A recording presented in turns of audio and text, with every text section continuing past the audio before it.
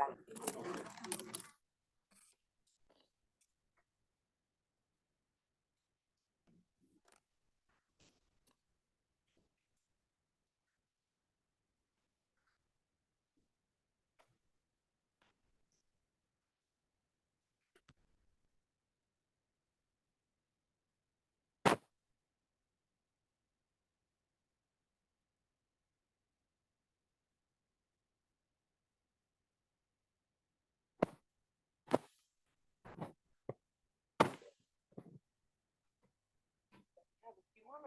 actually going to do is set up the spin the wheel for the prizes. The one that's the virtual one. Yeah. So you want to continue here? No. I'm actually still kind of live.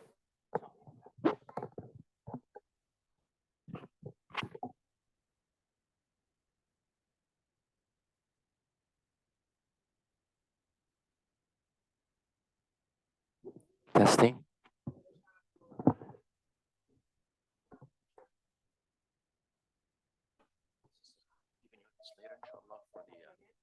I'll be giving you this later for the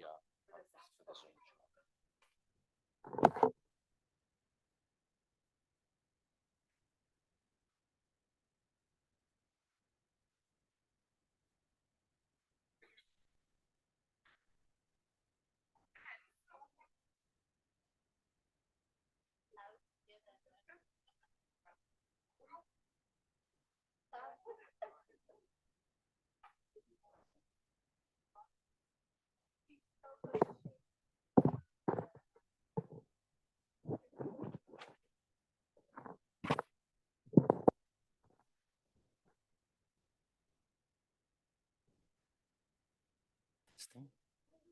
Testing.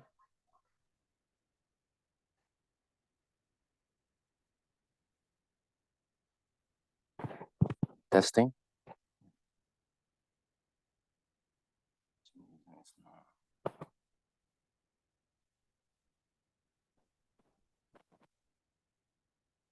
Testing.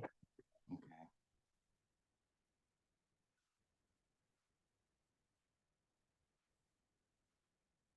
Assalamualaikum, ladies. How are you?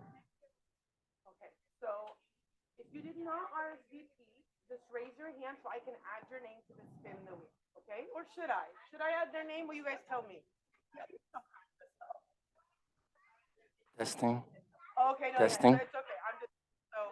I'm gonna put Mona, Omneya, Anan,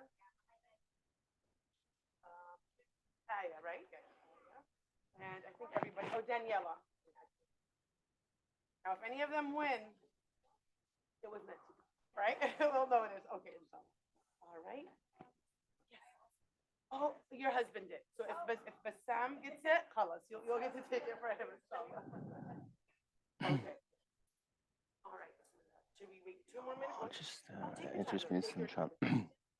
Oh, because they're live? They will be inshallah. Yeah, it's inshallah. Okay.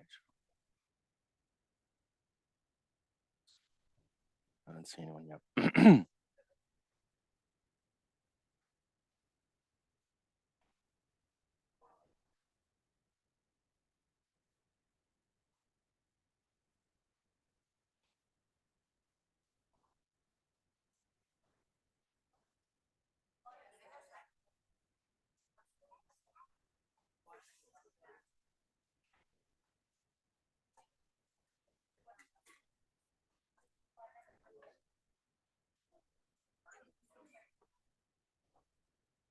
Right, so we'll continue inshallah. السلام عليكم ورحمة الله وبركاته. أعوذ بالله من الشيطان الرجيم. بسم الله الرحمن الرحيم. الحمد لله رب العالمين والصلاة والسلام على أشرف المرسلين نبينا محمد عليه أفضل الصلوات والتسليم. We welcome our parents to our weekly Tarbiyah session. May Allah subhanahu wa ta'ala bless you for taking the time. We have a special guest speaker, our very own sister Ezdehar, alhamdulillah. She made the time and she took the time, inshallah, to talk about the quality of home through connecting with Allah subhanahu wa ta'ala. And before we get started, we just wanted to give a shout out to our parents who supported us on the banquet, whether donated or showed up or purchased tickets or volunteered. May Allah subhanahu wa ta'ala bless you all. The project is still ongoing and the donation is still ongoing as well. So inshallah, support your school and support the mission of the school. And inshallah, without a further ado, Sister Ezdehar will take it away, inshallah. Oh, okay, so I know if I forget about them.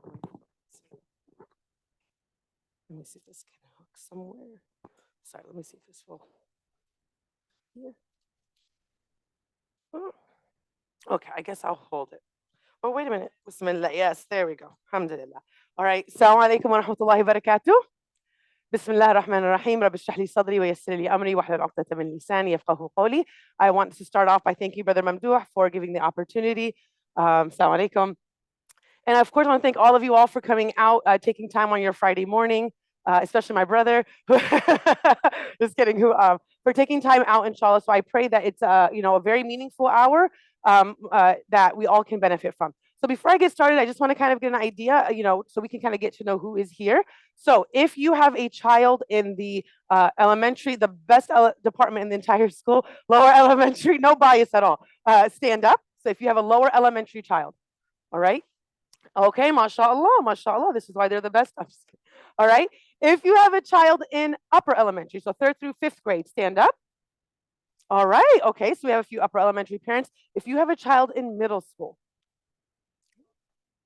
Okay, there you go. Yes. Okay, no, you're not. There we go. So we have a few middle school.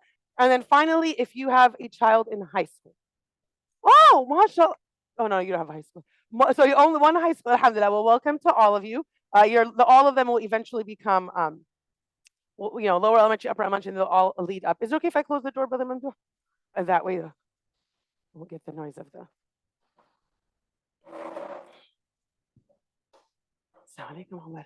Okay, so the topic for today was steps to increase the quality of our home through connecting with Allah. Now, if we were to ask generally, right? If you were to ask somebody, how would you judge, right? Or how would you put value in a home? What are some general things that I think typically most people would agree upon when it comes to what is a quality home? Safety. So I would say it's in a good neighborhood, right? It's in a good area, maybe a gated community. Okay. Oh, and then safety within the home. Okay, that's also important. Good neighbors, maybe. Okay, maybe a spacious home, maybe a home that is designed well, right? Maybe again a home that's in an area that's very favorable. If we were to see a home that maybe is near a nice park or in a certain side of the community, and we compare that to a home that maybe is in an area that's a little run down, would it be very easy for us to identify which of those is a more quality home? So what I think we would all agree on is that there are certain things that people give quality to when it comes to our home. Now, our home is our most valuable asset. It's our most valuable asset, not our bank account, not our career. Our most valuable asset is our home, right? That is the hub. That is the, Assalamu alaikum. That is the hub of where we recharge, we re-energize. That is where we find comfort, where we find love. So if we were to invest in any particular area, we want to make sure that it is in our home. We all agree on that? We agree? So bi'idhnillah, today I want to talk about not a lot of things, but very few things that inshallah will help us increase that quality. Bi'idhnillah.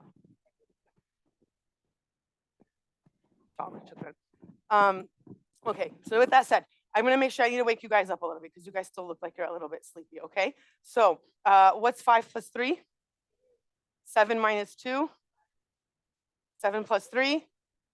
Okay, spell school. Okay, alhamdulillah. Inshallah, you'll pass your spelling test. Okay, inshallah. So, assalamu alaikum. So that was the first thing I wanted us to kind of really hit home is that the quality of a home. And in this society, we obviously have, like when you talk about the American dream, right? People have this idea of, thank you so much, Bismillah. People have this idea of the quality, what a quality home is, the American dream, owning your own home, et cetera, et cetera. So Bismillah.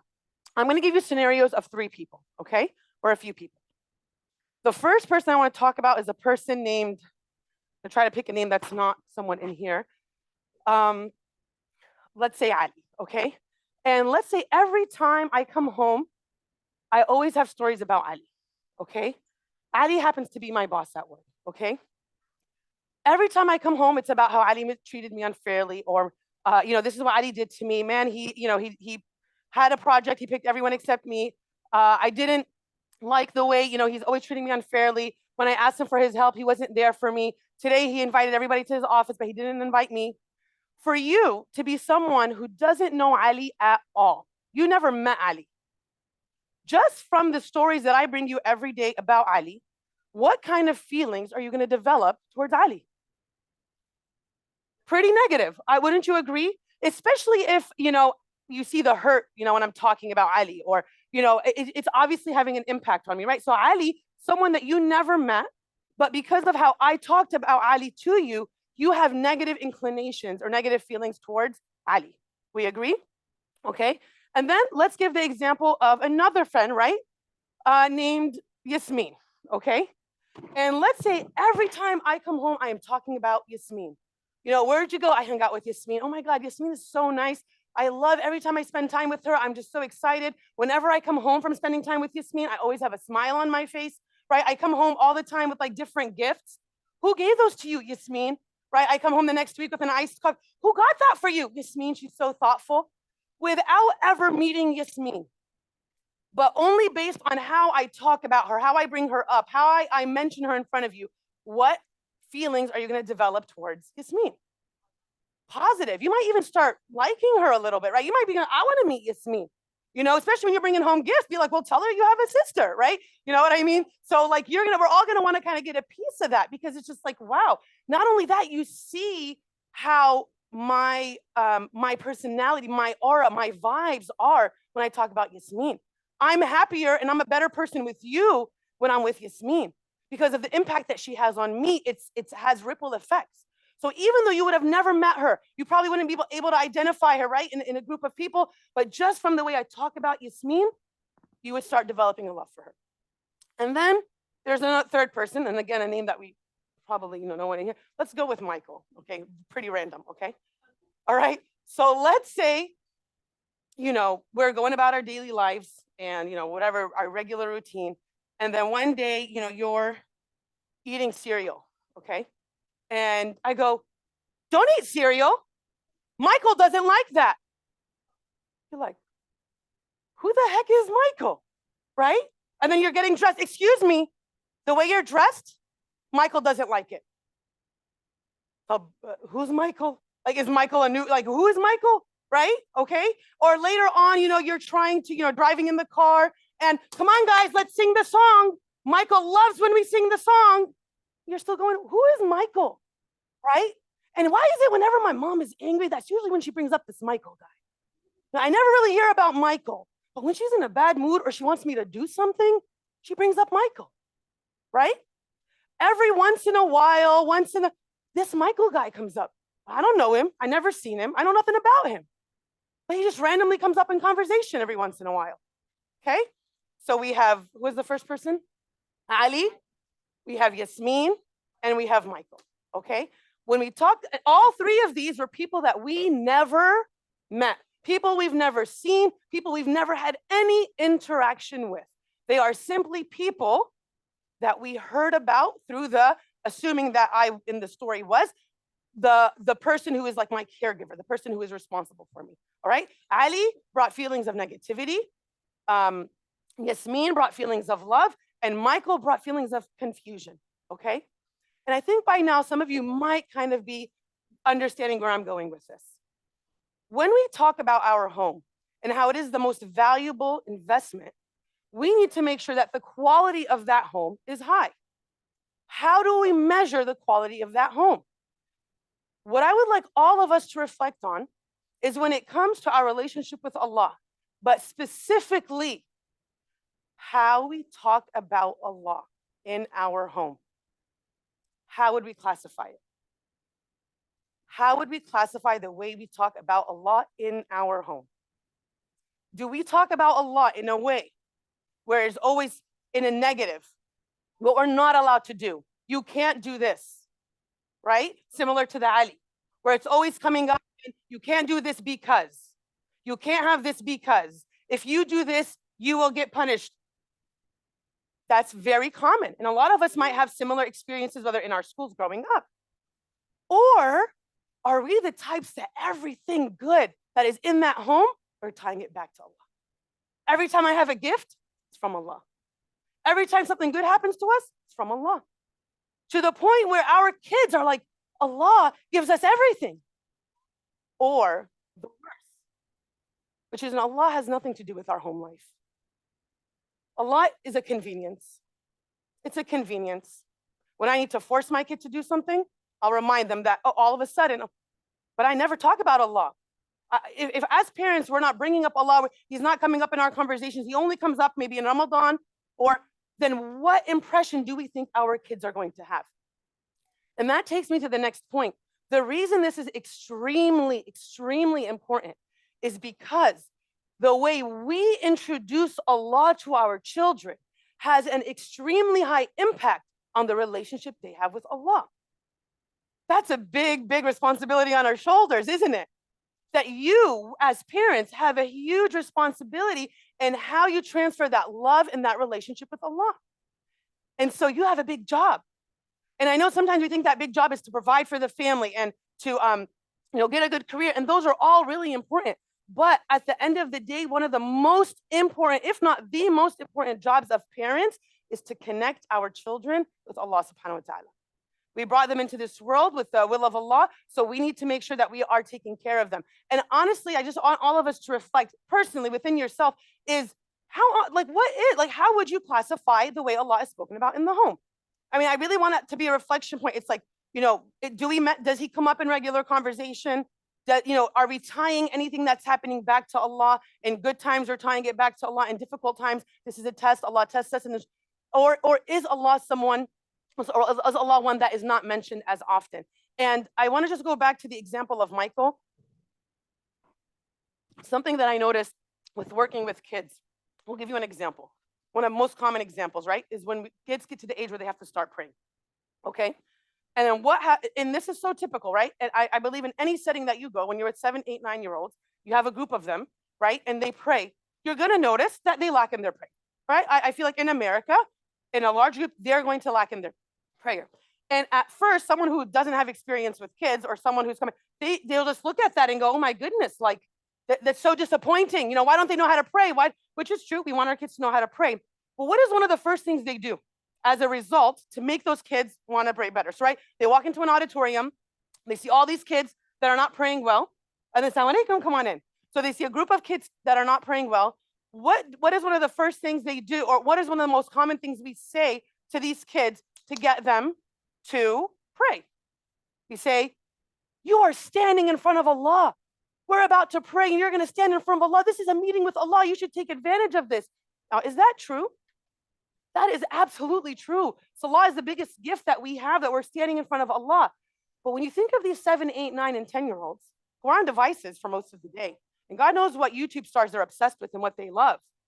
When you tell them you're about to meet with Allah, to some of them, it's as if you're telling them you're about to meet with Michael.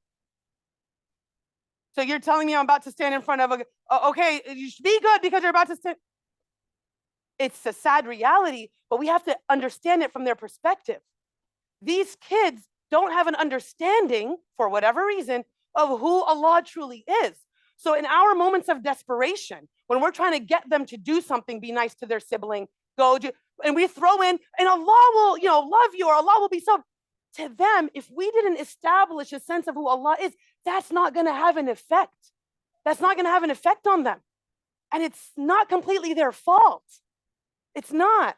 So when we see that kids are not reacting, like they have no hearts, I talk to them about Allah all day and they don't even, we have to go back and see, well, where was that introduction to Allah? Where was that foundation placed? And it starts in the home. It really does start in the home. The school definitely has a huge role in it, but it definitely starts in the home. So we have to make sure that when our children hear about Allah or experiences of Allah, that we are going out of our way to intentionally build that love in their hearts. So we're going to find opportunities where we can incorporate the remembrance of Allah into that moment, right? Just like, how sometimes you go to grandma's house who lives in a different city, and you try to build up their, before you go to grandma's house, grandma brought you this toy, and grandma, because, you want them to get there and not be like, who are you, right? You want them to be like, no, this is grandma. You practice their name.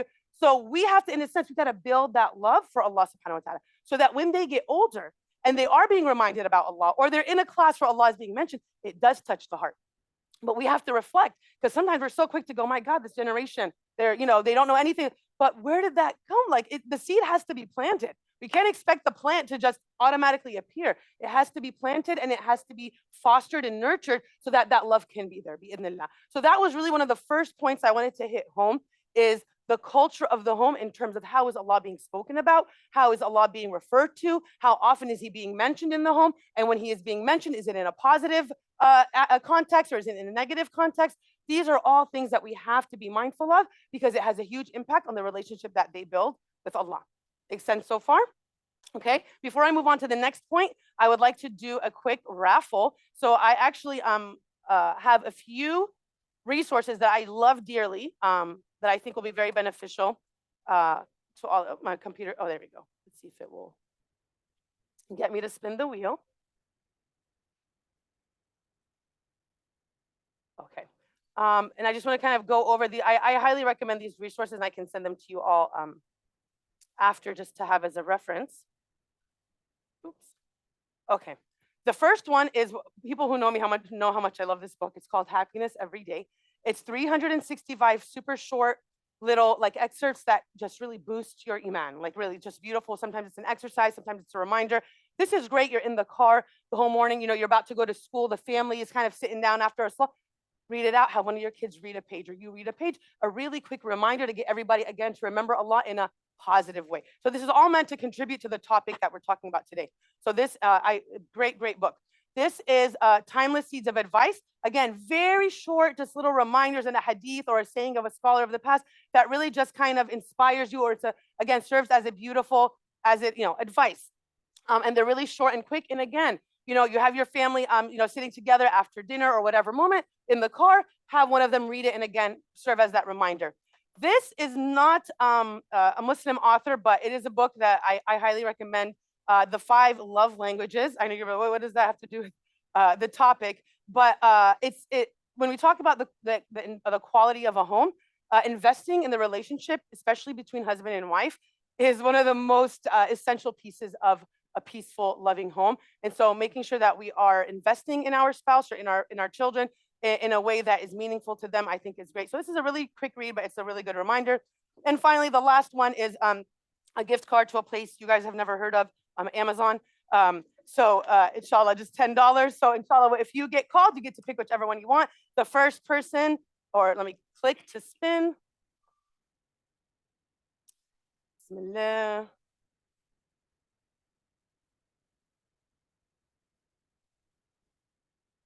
Omnia, congratulations. Come on up. You get to pick the prize of your choice. And Brother Mamdouh does not get to give his input because it's your prize. I'm just kidding. I'm just kidding. I'm just kidding. No, I said she gets to pick, not you. Oh, yes, good. I love that book. I'm done. Yaki. All right, let's do it one more time. And we'll do 2 at the end, inshallah. The next winner is Naira. Congratulations. Come on up. SubhanAllah. Allah is, you're very, very welcome, inshallah. Hopefully you benefit, inshallah. Okay, so what was the first kind of piece of advice? Well, I hope y'all were paying attention. That was a lot of talking. The first piece is be mindful of how we speak about Allah in the home. What impression are we leaving on our kids when it comes to Allah and the relationship with Him? Okay, now for the next, and honestly, I'm just going to give 2 tips, because I think they're these 2. If we can just get these 2, where it'll make a huge impact, inshallah. Okay, now I want you to pretend, we're all in a school setting, right? That someone, your kid is struggling in math, struggling in reading, struggling in science. The whole academic life is a struggle. Come home, you're dying because homework takes 5 hours, and you're so frustrated because you think that, did this kid learn anything in school? They're already struggling. You're just really desperate. Their grades are all, D's and F's. And then somebody comes, right? You're in, you have a girl's night, or a ladies' night, or a guy's night. And how are you doing? Honestly, I'm just so stressed out. Life, my child is struggling, beyond what is normal. You know, we study all day. We spend the entire evening working on homework. And even with that, he goes to school the next day and he still fails, or she's not doing well. Honestly, I don't know what to do. I try to find a good tutor. Like, nothing has helped. And then your friend goes, well, you know what? I know of a tutor that I took my kids to, other people took their kids to, and everyone who takes their kid to this tutor, all of their kids start doing well in school. Like, automatically guaranteed 100% result, like success rate. Okay. And then you're like, are you serious? You know, what would the reaction of this person be? Oh my God, you guys, really? You guys are like, sign me up, right? Give me their phone number right now, right? And even if this person was maybe a little overpriced, wouldn't you feel like it's worth it? You'd be like, at this point, I'm willing to do anything, because if this tutor can guarantee success in all subjects and the amount of pain and stress and relief that it will relieve, I will do anything, right? So everyone will probably be fighting to find out the number for this tutor so that they can start taking their kids to it, subhanAllah. And it just shows the value when you see how something beneficial can have such a huge impact on all areas of your life. We wouldn't give that offer up. And so now I kind of want to tie this into point number 2, which is a hadith that we all know, okay? Or I'm sure we all heard at least one time in our life. And that is the hadith that the first thing we'll be asked about on the day of judgment is our salah. And if our salah is good, then everything else will be good. And if our salah is not good, then everything else, all our other deeds, will not be good as well. Okay? Now, when I read this hadith sometimes, it's as if it's like Allah is telling us the number one ingredient that if we were to invest in and get it right and establish it, it is going to have an impact on everything else. Because that's essentially what the hadith is saying, that if someone has the habit of establishing their salah, then it almost is like guaranteed that everything else is going to be good, right? And the same goes that if this is a person who did not establish their salah, it is highly likely that everything else is not going to be good either. And so, Assalamu alaikum. And so this hadith reminds me of that example of like the tutor, like to the point where like, how could we pass up if we know, if Allah told us the key ingredient, that if we were to have this key ingredient, it will almost ensure success on the day of judgment, right? You would think that we would jump on it, right?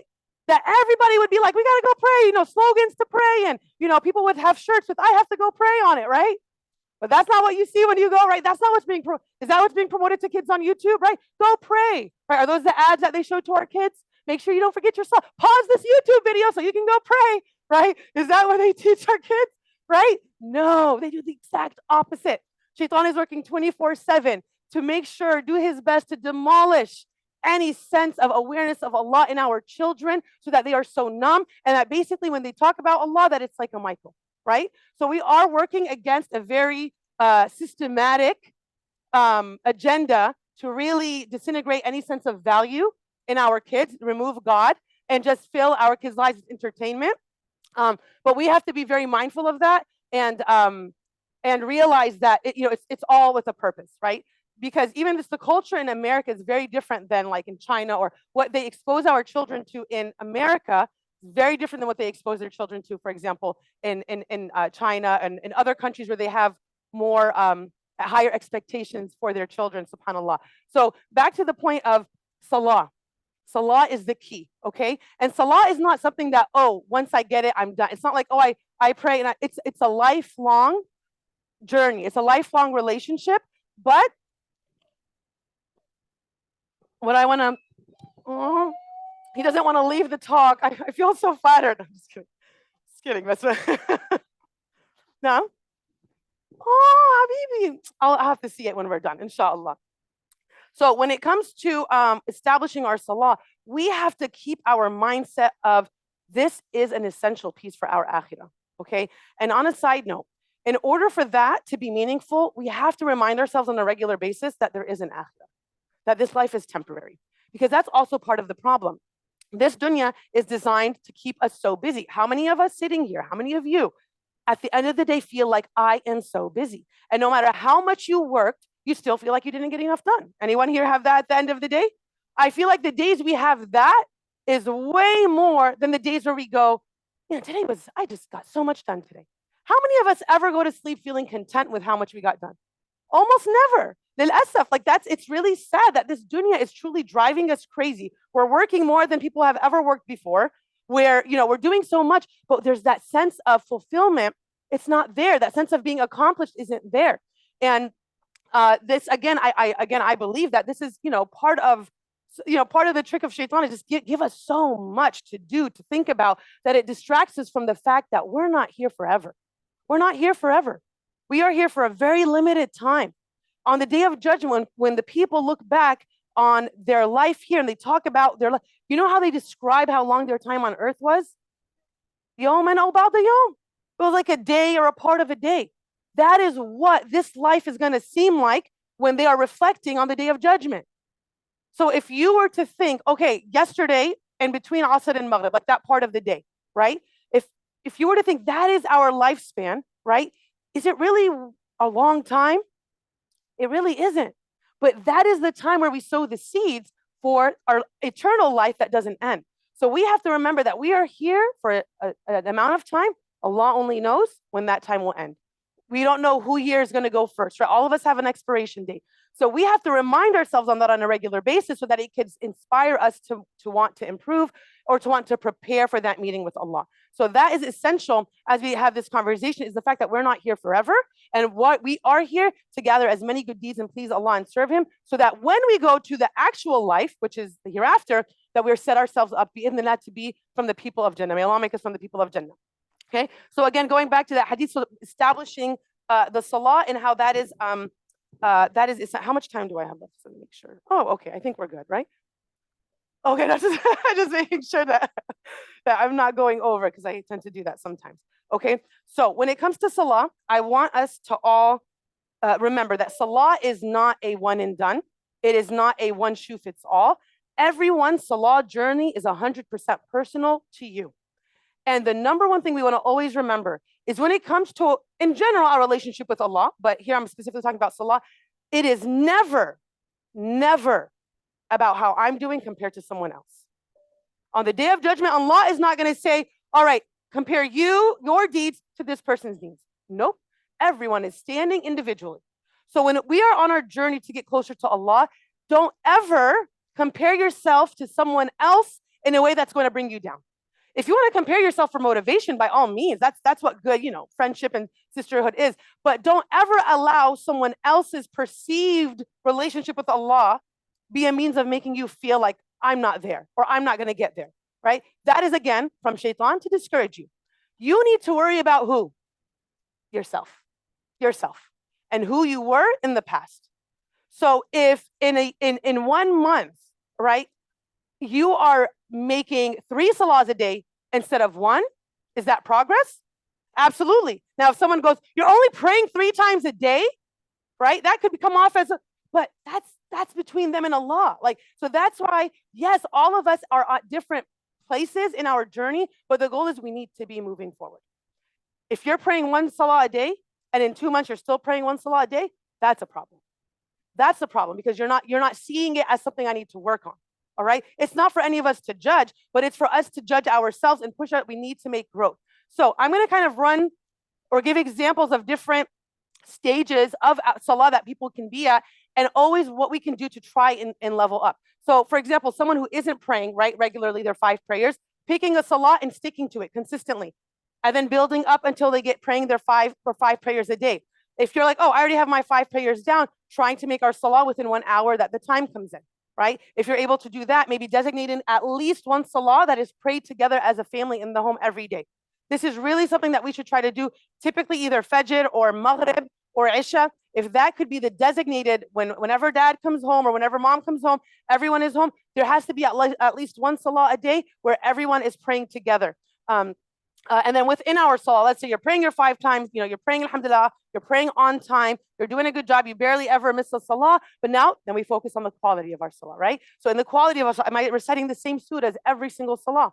Okay, if I am, maybe I can try to push myself to learn a new surah or to incorporate, work on my khushu', all right? Work on my preparation before salah, because I know a lot of us jump from whatever activity we were doing into salah, but we know that our body is here, but our mind is on what we were doing before or what we're about to do after. So taking time before salah to just sit and collect our thoughts. These are all things that we can do. And again, we have times where we're feeling it, we're really high, and we have times where we are low. But overall, we need to make sure that salah is a priority in the home. All right, it is something that is established. And in the Quran, when it talks about the people who, the believers or those who are successful, the first characteristic that is mentioned is those who establish their salah, or those who are, that salah is established in their life. So when we talk about the quality of a home, you can have the most beautiful mansion, right? With an ocean view, right? With a little gate around it and fenced up, okay? More rooms than you need. And a maid that comes in every week so you don't have to clean, all right? So you get to enjoy the home, not have to clean it, okay? You can have all of that. But if at the end of the day, this is a home where Allah is not remembered and salah is not being prayed in, that home is going to destroy you. That home will be your grave. Like, that is such a failure. And that, we might see that on the outside and think that that's the view of success. I would love to have that mansion. I would love to have that. But we should start reprogramming our mind that whenever we see a home, that our first reaction is, or what we are valuing or what we're measuring its quality by is how much Allah is being remembered. SubhanAllah, I'm sure all of us maybe have experiences when we were younger, or like, you would go to someone's house, like in this random neighborhood, in an apartment, wasn't the biggest place, it was very tight, but when you walked in, you just felt this sense of love pouring every room, right? The food, they would make food, there's so much barakah, right? When you're praying, it's so beautiful. Everyone's like smushed next to each other, right? Because there's not that much space. That is a valuable home. That is a home where you're like, Ya Allah, angels come here. Angels come here. That mansion that I described earlier, Allah knows if the angels come there, right? Allah knows. Now, but the idea is reprogramming our measurement. So when we see something, we think, is this bringing us closer to Allah? Not, is this bringing us closer to having the most perfect Instagram-worthy lifestyle, right? Which is what some people are so convinced is our ultimate goal. I want to, make it clear that there's nothing wrong with having a beautiful home, and we should strive to, have the best of this life, within our means, but not at the expense of our deed, not at the expense of our religion, of our relationship with Allah. And if you are not careful, like when we move up in life and Allah blesses us, okay, if you are not very intentional about making sure Allah is in everything that you do, it is very easy for the shaitan to take over. And just as an example, just look at people who, Muslims specifically, right, who gain a certain level of fame in the public eye. They all started off a certain way with their deen, right? Their content was about deen. They're all talking about deen. But then as soon as they got more followers and they got more famous and they got more, it all started to dwindle as they went up. So it just goes to show that if you're not intentional about doing things for the sake of Allah, then shaitan is going to kind of feed you the dunya. And so we have to be very mindful of that. Inshallah, I digress. So back to the concept of salah, and I promise I'm going to finish up in a little bit. So one thing that I wanted okay, we talked about salah, we're talking about the quality. So what's a practical thing that we can do? I intentionally wanted to have this. I thought that since I noticed that this is right before winter break, obviously after next week, we have 2 weeks off. So we're going to have a lot of family time. And I know you guys are so excited. And I can sense the level of excitement that you all have, right? Being with your kids all day. But this is actually a perfect time to put this into practice, okay? But I will tell you, it's not easy, right? It's not like, all right, guys, we're all going to start praying on time. And they're not, it's not going to be like you're telling them, hey, you guys want ice cream? Yes. You're not going to have that same reaction, right? We wish we did, but it takes effort, right? It takes effort to establish that routine in your home. But if you put in the work, then inshallah, they will develop that habit, okay? So I want to quickly do a quick the salah times test, okay? Let's see who can tell me the salah times in Tampa, obviously. All right, let's start with Fajr. 6, very good. 6:01. Dhuhr. Let me see. We're gonna go who's closest in minutes. 12. Close. 12:22. And I know the minutes like move daily, so it's hard to. So 12:22. Asr. 3:16. 3:15. Very good. Maghrib. 5:35, exactly right. You can tell she was fasting this week. May Allah accept. All right. Aisha, 6:44, 6:43, very good. And oh yes, and that's the last one, Aisha. Okay, so yes, so those are the current times. Now, what time do you have to be at work? 7 what? 24/7. That's true for some. right? So there are times that we all know like automatically, right? We wouldn't have to think twice. What time do you have to be at work? What time can you leave? What time is soccer practice? We used to back in the day have what time is your favorite show, but I don't think that exists anymore, right? I think like Netflix has just kind of changed the whole course of you watch it when I want to watch it, right? Back then you had to like plan your day around your shows. But we tend to, or what time is the Morocco game on Saturday? She knew right away, right? So there are certain times, 10 or 2. I'll just wait to see the highlights on YouTube, inshallah. But there are certain times in our life that we know automatically, right? We know them, that this is something that's set because it's something that is valuable. Even if you don't love it, like, you might not love going to work, but you still know what time you have to be there and what time you can leave. So when it comes to salah times, we want to develop a level of fluency in terms of what time it is. Like our kids should be able to have a ballpark idea of when is dhuhr, right? When is dhuhr? 10. No, right? Some of them might not even know what dhuhr is. No, dhuhr they'll know because they're in school. But all the other ones, we don't know. Asr, Maghrib, maybe Allah knows it. But dhuhr they'll know because I know at least it's emphasized here at school. But we want to develop a level. It's so pretty. I love it. What color is that? It is in yellow. It is so, remind me. What is that? What shape is that? Say circle. Circle. Habibi. MashaAllah, all right. Ya Allah, may Allah bless him and may Allah bless him and make him from those who establish their salah, ya Rab, and be a righteous Muslim and a qurrat ayn for his parents, inshallah, ya Rab. So we want our children to develop that level of fluency when it comes to salah. And we want to reward them for knowing this. And on a side note, when it comes to salah, when it comes to things like this, you all already do so many good things for your kids. You buy them treats, you get them ice cream. You're already doing so many things. One recommendation that I have, take the things that you're already doing, not do something that you aren't. Take those little incentives that you're already doing and tie it to something Islam related. So for example, you already bought ice cream from Costco when you went and did your shopping, right?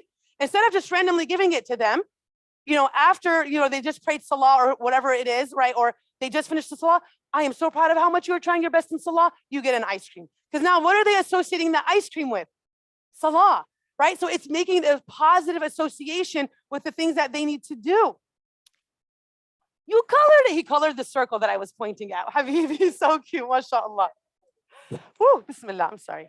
So, or the things that you're already getting, you have a candy jar? You have a candy jar at home? Don't give it free access. Do what I do in my office. You have to recite a surah before you get any candy, right? And kids will know. They'll come, can I recite a surah? That's, but at least they know. They don't ask me, can I have a candy? They know. They say, can I recite a surah? Because that's the way, oops, sorry, bismillah. Let me try one more time.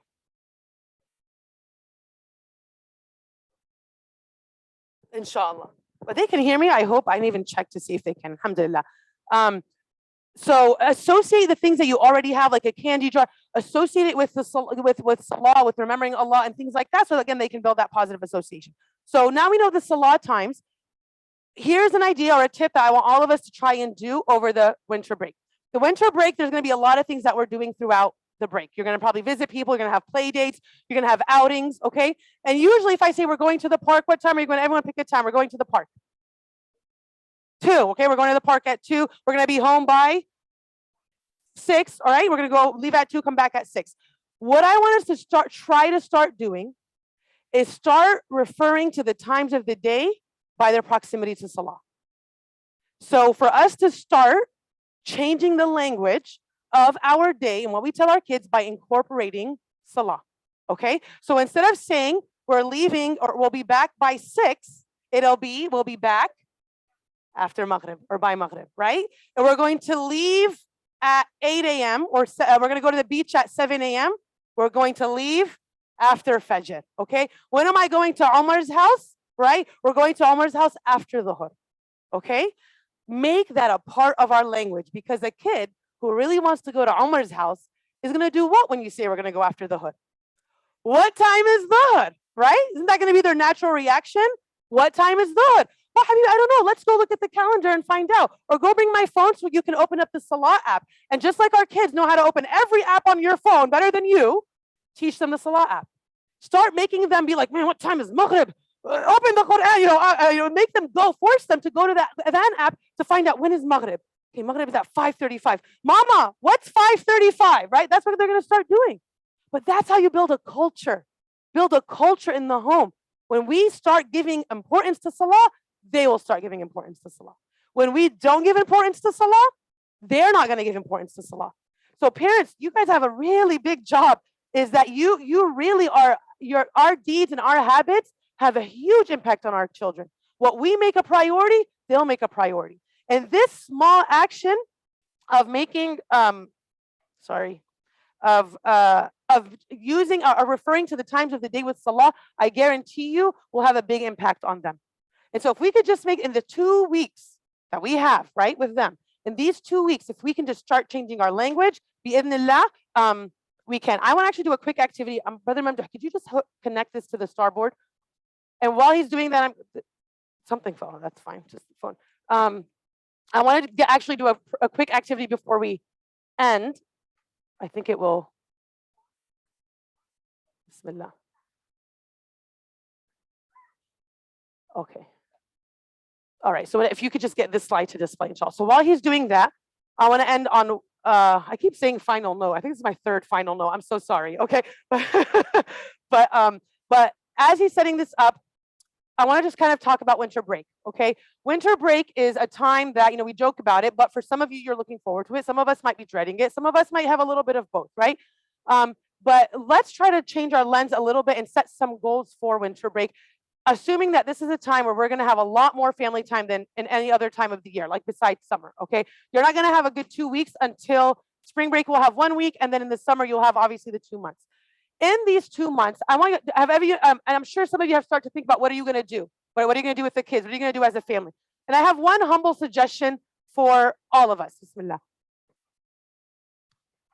In the home, this whole talk has been about increasing the steps to increase the value of our home, right?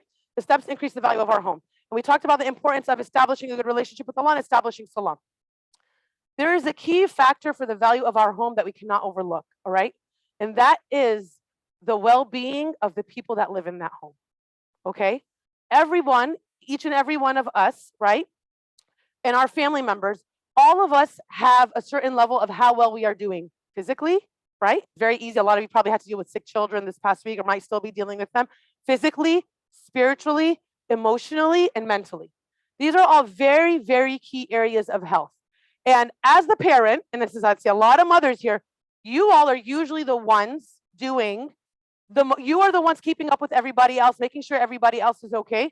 And I wish I could send, a message to the, but obviously, those who are not here are working, they're doing their own part. But is it, the blue, I see one there, and then I'm not sure if, I don't think that's it. If it's not, you know what, then it's okay. I'll try to, it should be this one. It's not working. Oh, was that iCloud or something? Let me see if this will fit. No, it's not going to make a difference. Okay. If Brother Adam is available, can you see for just like a second? If he's not, it's really not big of a deal, but if we do it. So just to kind of go on the point is, we really need to check in on the people in our home, okay? And as annoying as some kids can be sometimes, but those moments that you spending quality time with them, those are the true moments where you're building that relationship. In lower elementary, they just want you to play with them. They just want you to color with them. They want you to go on the playground. And I know it's frustrating, and I know it's annoying, and they have so many stories that they want to tell. But it's in those moments that you are building that emotional bond and connection with them. As Sister spoke about, in previously last week. And then when they get older, upper elementary or whatnot, they want to play. Again, they still want to play. Maybe the style of games is different, but we really need to develop a level of, like, a window of how much we're able to be with our children. If our initial reaction when our kid wants to tell us something or do something with us, oh, can you give me 5 more minutes? Can you give me 10 more minutes? Let's look into that. Let's look into like making ourselves want to spend time with our kids, but let's enjoy the time that we spend with them. And ideally, if both spouses were here, because it's best when it's mutual. But check in with your spouse. Look in. How are you doing? Is there anything I can do for you? What can I do to make you happier? Even if it's not something you want to do, but do it for the sake of Allah first and foremost. But do it because you know that happy parents make for a happy home, and unhappy parents make for an unhappy home. And so, even if you are very frustrated with your spouse, or you're very annoyed with your spouse, or you keep digging the same thing over and over, put your pride to the side and say, for the sake of Allah, even though I already do a million things for him, for the sake of Allah, I'm going to put all that to the side, and I'm going to go and in a loving manner talk to him and ask, is there anything I can do to make your day better? Is there anything I can get to you? Now, after your husband gets over the shock of what is happening, okay, all right, and hopefully maybe it'll inspire something in his heart to go, maybe a day later. So is there anything I could do for you too? Right? Hopefully, let's hope that they do the same in return. But we're not doing it. Let's say you're not doing it, even if he doesn't do it back, but inshallah he will. Do it for the sake of Allah, knowing that I already feel like I'm doing so much for him. But because I want to invest in this home and make it a home where Allah is remembered, and I want to invest in a healthy marriage, I'm going to go to my husband. I'm going to ask him if there's anything I can do for him. And then we pray that he will reciprocate that. And if we can make that a regular habit between the mom and the dad, it will only add value to the home that we are talking about today. And at the end of the day, that is what we want. And at the end of the day, what does Shaitan want? He loves broken homes. He loves broken families. He loves when they fight. He loves it. And he encourages it. And that is when he finds his most pride, is when there's a separation between a man and a woman.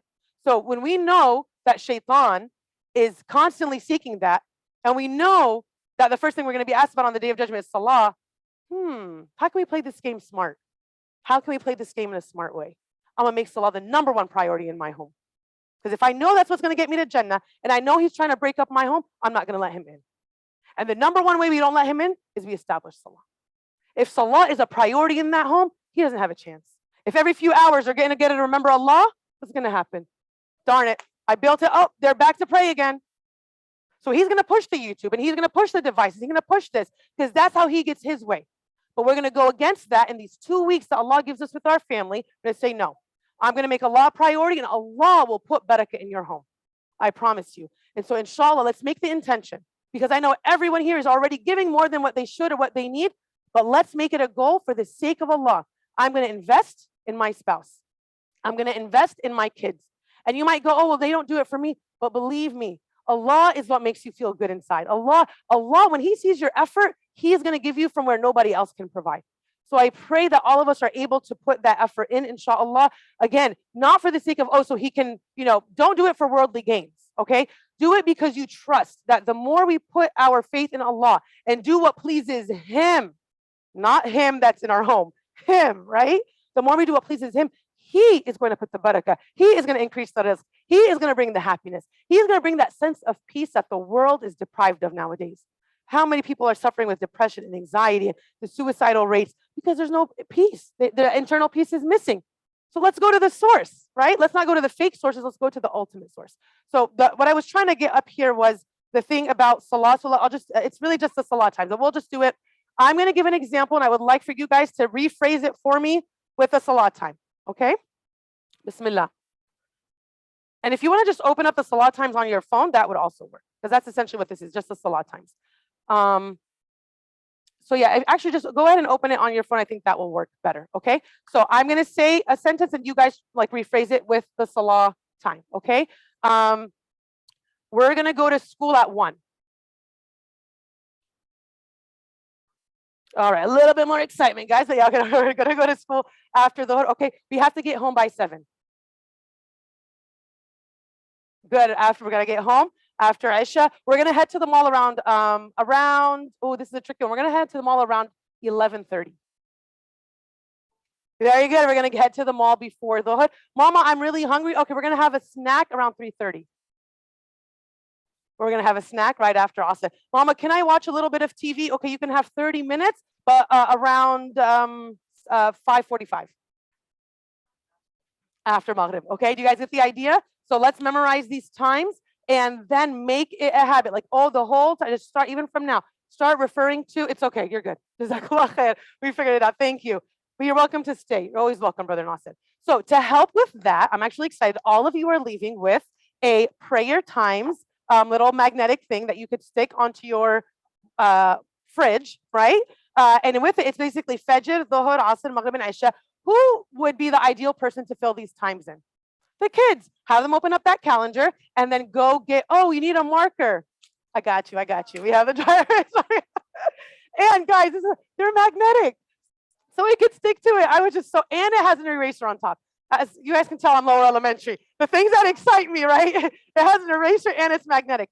So put these both on the fridge and assign your child, right? Every week or every few days, who's going to update the salat times? Give them your phone, have them go update it. And then that way you can also reference it and then start referring to that time as in, maybe, and again, start referencing the salat time so that when you see your kids asking, what time is that?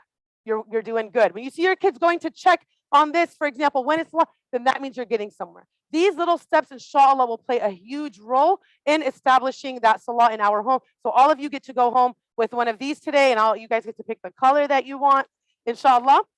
And I think I'm going to just do the raffle for the last two items, and then we'll end with the dua, inshallah. So the next winner who gets to pick between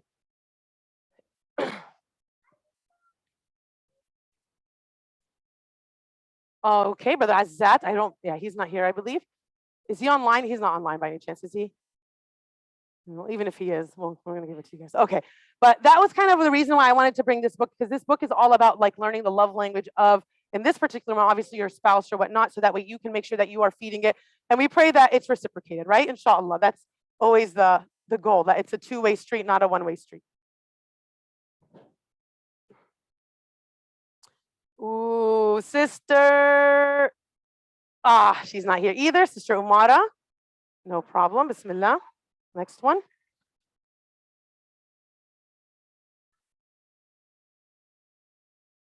Oh, Allah, they're not here. Okay.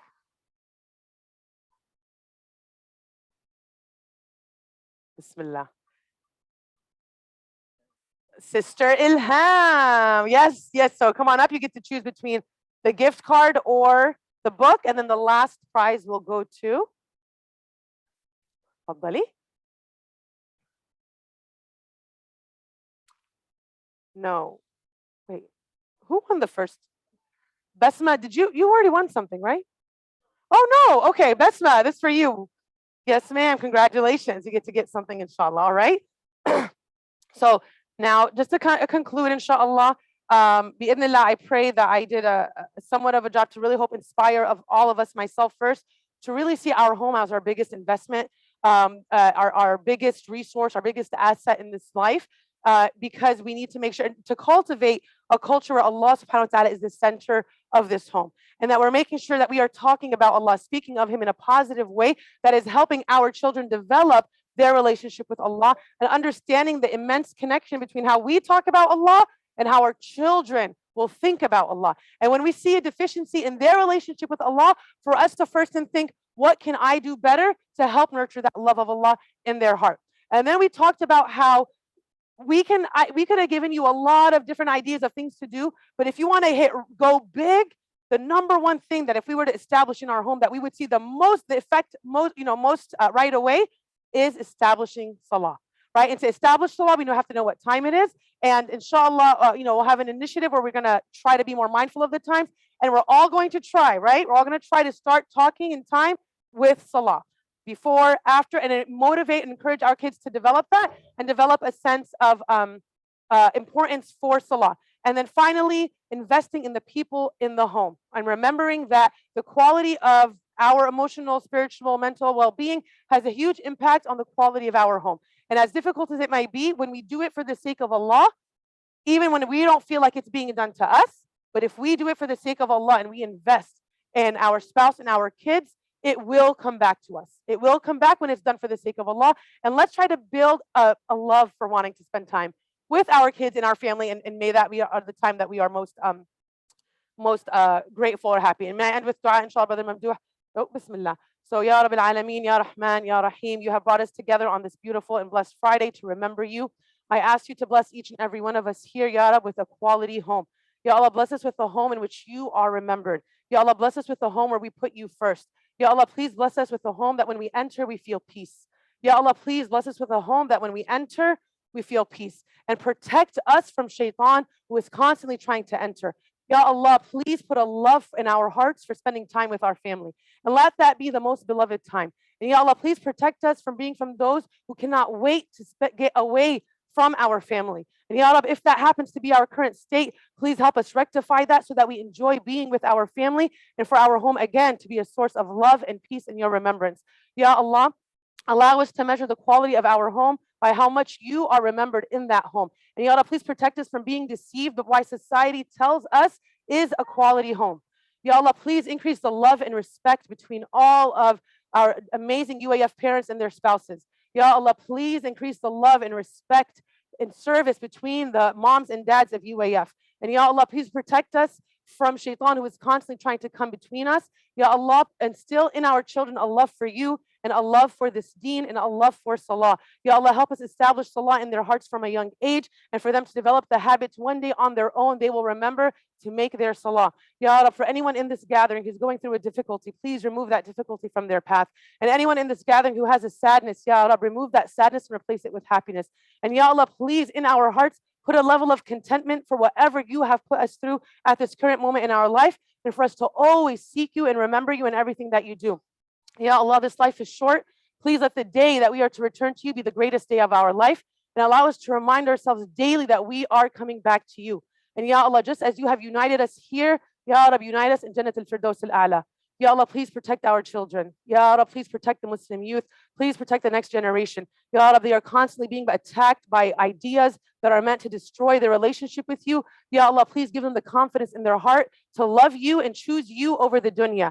And it is not easy, but I ask you, Allah, to give us the help to do what we can collectively as a school and as families to instill a deep confidence of Islam in the hearts and minds of our children, for our girls to love to dress modestly, for them to love to wear their hijab, and for their sense of worth and value to come from their relationship with you, not from the dunya. Ya Rab, please make us from those who receive our book in our right hand on the day of judgment. Ya Rab, and even better, make us from those who enter Jannah bighayri hisab. Wa sallallahu ala nabiyyina Muhammad wa ala alihi wa sahbihi ajma'in. Bismillah ar-Rahman ar-Rahim wal 'asr. إن الإنسان لفي خسر إلا الذين آمنوا وعملوا الصالحات وتواصوا بالحق وتواصوا بالصبر. Jazakallah khairan for coming out, ladies and gentlemen. And I pray that it was beneficial, that we could take something. And of course, don't forget to take your little prize, inshallah. Jazakumullahu khairan. Assalamu alaikum wa rahmatullah. Takbir. Jazakallah khairan, Sister Ezdehar. After this beautiful dua, there's nothing much to say, really. I mean, other than just we're so grateful to Sister Ezdehar for her creativity, for her giveaways, all this great stuff. Alhamdulillah, she always teaches. May Allah subhanahu wa ta'ala make us of those who establish salah and have a virtuous and peaceful quality home. Allahumma ameen. Jazakumullah khairan for following us. Inshallah, next Friday is open, it's free, so we don't have a session. It's the last day of school before the break. So inshallah, we resume after the break. May Allah subhanahu wa ta'ala grant you a good one, inshallah. Jazakumullah khairan. Wassalamu alaikum wa rahmatullahi wa barakatuh.